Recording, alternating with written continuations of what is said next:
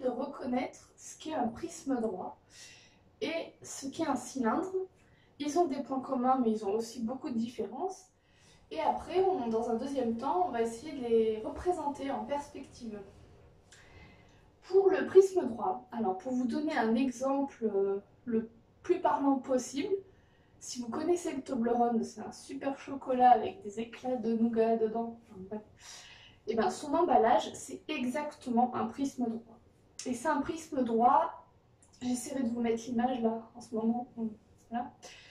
C'est un prisme droit à base triangulaire. Ça veut dire que les deux bases, parce qu'un prisme droit a toujours deux bases, les deux bases sont des triangles, donc à base triangulaire.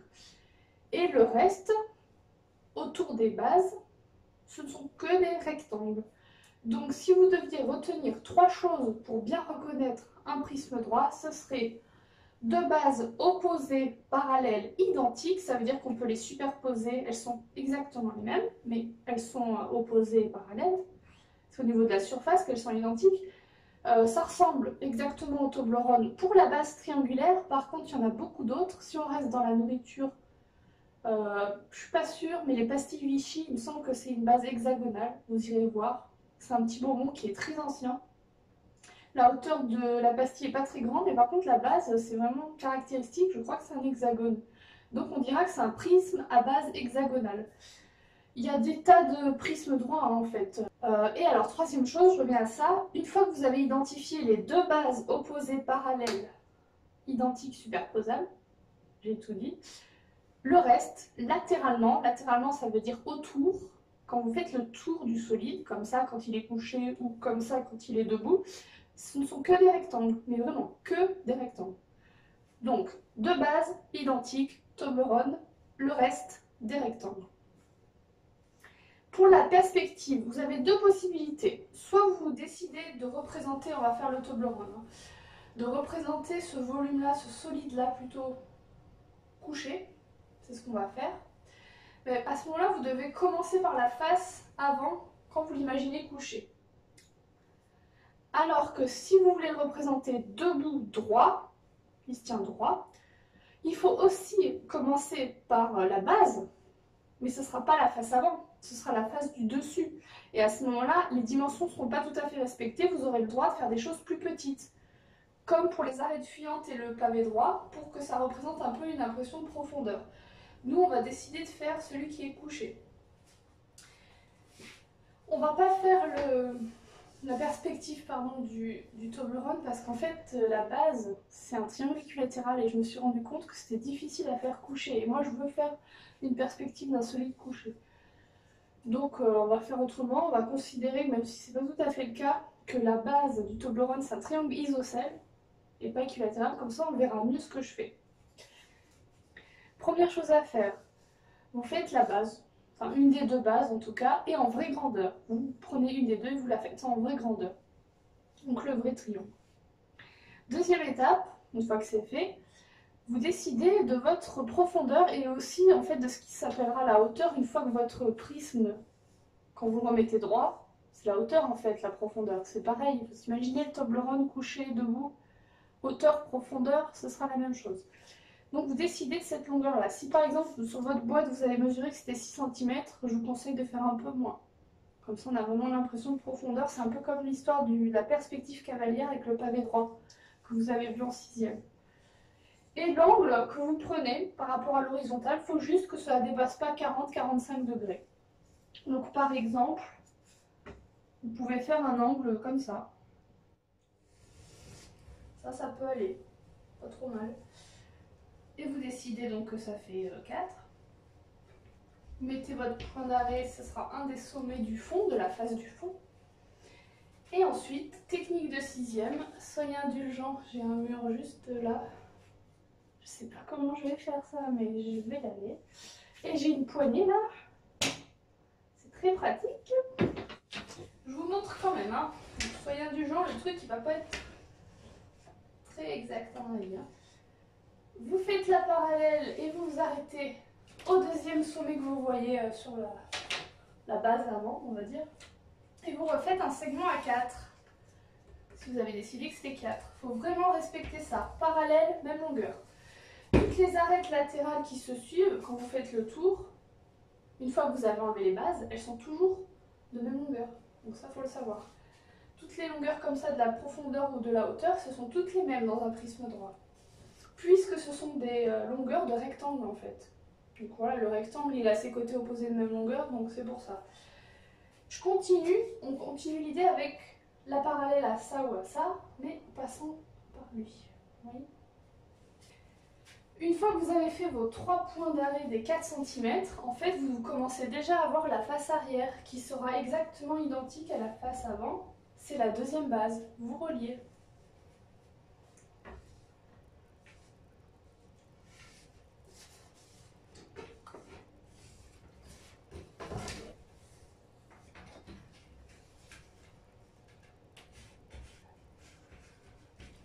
Et pourquoi j'ai mis en pointillé cette arête-là et pas les autres? Parce que je considère que elle, quand on est sur ce point de vue-là, ici, en face, devant ou au-dessus, elle ne se voit pas, elle est cachée. Et ça, c'est la deuxième base. Donc voilà pour la perspective cavalière du prisme droit à base triangulaire, quand on veut le représenter couché. Quand on veut le représenter droit, je fais une petite parenthèse là-dessus, donc c'est-à-dire debout, hein, en fait. Vous mettez la boîte de chocolat de Toblerone debout, et vous voyez ce que ça fait. C'est un peu le même principe que ça. C'est juste que les arêtes fuyantes, enfin, elles seront plus fuyantes, elles seront droites, quoi, verticales. Vous faites la base, volontairement plus petit pour l'impression de profondeur, un peu la même idée que 4 au lieu de 5. Hein.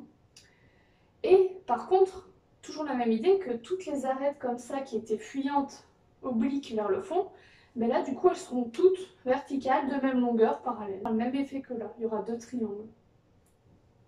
Là, il y en a un devant, un derrière. Dans la perspective droite, debout, il y en a un au-dessus, une base, pardon, une au-dessus et une en dessous. Pour le cylindre, c'est plus facile à reconnaître, un cylindre en vrai. Ça ressemble à une canette en fait, ou une boîte de conserve, donc si vous avez cette image-là en tête, c'est facile. La surface latérale, latérale je rappelle, ça veut dire autour, c'est-à-dire quand vous faites le tour, c'est courbe, vous voyez, c'est pas droit. Et les deux bases sont deux disques identiques, de même rayon, de même surface. Donc voilà, pour le cylindre, canette, surface latérale, courbe, et deux bases identiques en forme de disque. Là, cette fois-ci, j'ai décidé de ne pas faire le cylindre couché. Et quand on doit le représenter droit, il se trouve que les bases, c'est au-dessus, en dessous. Donc, c'est ce qui va se retrouver dans la profondeur. Donc, on doit essayer de représenter un cercle réduit. Ben, c'est quoi un cercle réduit? C'est ce qu'on appelle un ovale. Mais à main levée, c'est super compliqué à faire. Alors, j'ai une petite technique, mais qui n'est pas exceptionnelle, hein. On va voir. Moi, on m'a appris à faire des ovales comme ça. On m'a dit, bon, tu veux faire un ovale d'une certaine largeur, et ben tu fais un rectangle de la même largeur. Déjà. Tu veux faire un ovale d'une certaine hauteur, ben tu fais un rectangle aussi le même, hein, de la même largeur hauteur. Je viens de le faire. Et ensuite, tu repères les milieux. Pour faire ton ovale, il faut un petit coup de main, mais il faut passer, faire des courbes comme ça avec un coup de main entre chaque milieu. Et le problème devient plus facile en fait, vous voyez? Je suis pas une as du dessin, je vous promets, hein, mais je viens de le faire et c'est pas si mal, je trouve. Au crayon papier, vous faites ça. Une fois que vous faites ça, bah après vous gommez les excédents. Hein, parce que finalement, nous, on veut juste l'ovale. Et pour ce qui est de la hauteur, si par exemple la canette ou le cylindre, ça a pour hauteur 7, vous allez faire un trait le plus vertical possible, sinon vous recourez à la règle à l'équerre pour les parallèles. Moi là, je vais aller un peu plus vite. Et déjà, vous avez une partie du cylindre. Il me paraît un peu grand, mais peu importe. C'est comme ça. Vous refaites un petit rectangle rapidement, comme la base du dessus. Vous repérez les milieux. Et vous refaites le petit tracé à la main. En essayant de ne pas faire des choses trop droites. Et en essayant de faire des arrondis au niveau des milieux. Et pareil, vous effacez les traits en plus. Et encore une fois, c'est pas une pro du dessin qui vous montre ça, donc ça veut dire que c'est faisable. C'est pas facile, mais c'est faisable. Et n'oubliez pas les petits pointillés en arrière parce que finalement ça, quand on est devant le cylindre, on ne le voit pas ça. Là il y a la base 2.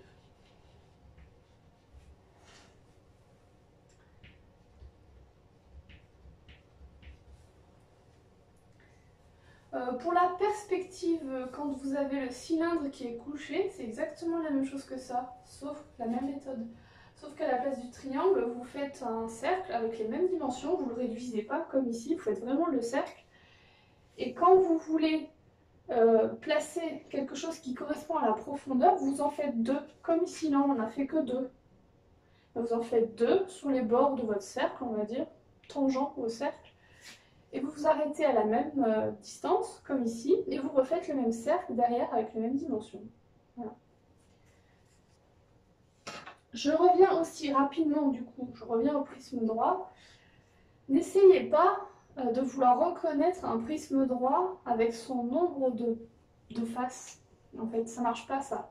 Parce qu'il y a des tas et des tas de prismes droits qui ont des nombres de faces complètement différentes. Il faut juste que vous reteniez par contre quelque chose. Quand vous savez que la base elle est comme ci ou comme ça, si vous savez par exemple que c'est un triangle, vous savez du coup qu'il y a 3 côtés, ben vous pouvez en déduire déjà qu'il y aura 3 faces latérales. Et donc il y aura 3 plus 2, 5 faces en dessous. Et ce calcul-là, il se fait tout le temps avec tous les solides. Par exemple, je prends un octogone. Octogone, ça veut dire que votre base, elle a 8 côtés. 8 côtés. Ben, vous savez qu'il y a 8 faces latérales, plus 2 bases. Donc en tout, il y a 10 faces. Vous voyez, une façon de compter les faces. La prochaine fois, ce sera les patrons de ces solides-là, de ces deux solides-là. Au revoir.